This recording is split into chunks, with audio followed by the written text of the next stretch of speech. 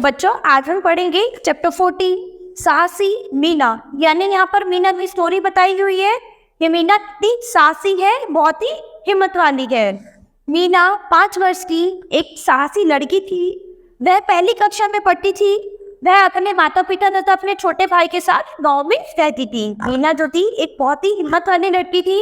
पहली कक्षा में पढ़ती थी और अपने माता पिता छोटे भाई के साथ गांव में रहती थी। एक दिन मीना के माता पिता खेत में काम करने गए थे।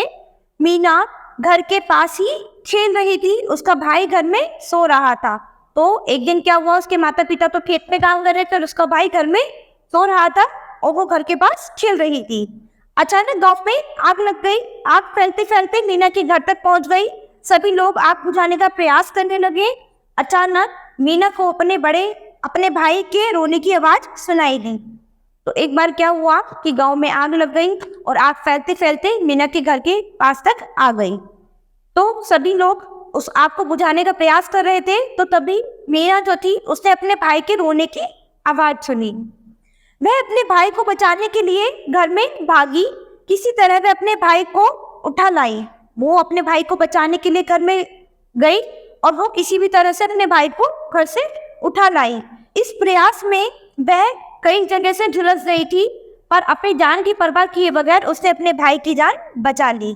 तो जब वो ये कर रही थी तो उसको बहुत सारी प्रॉब्लम्स हुई, यानी उसको बहुत जगह चोट लगी, लेकिन उसने अपनी जान की परवाह किए बगैर अपने भाई की जान बचा ली।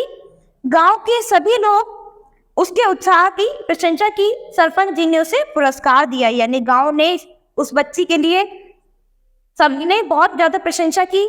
यानी उसने अपने भाई की जान बचाई। सबने उसको बहुत अप्रिशिएट किया और सरपंच जी ने, गांव के जो सरपंच थे, उन्होंने उस बच्चे को पुरस्कार दिया उसके इतने साहसी काम के लिए। तो ये साहसी मीना की स्टोरी थी। हम सभी को भी हमेशा साहस से काम लेना चाहिए, हमेशा धैर्य से काम लेना चाहिए, कभी डरना नहीं चाहिए।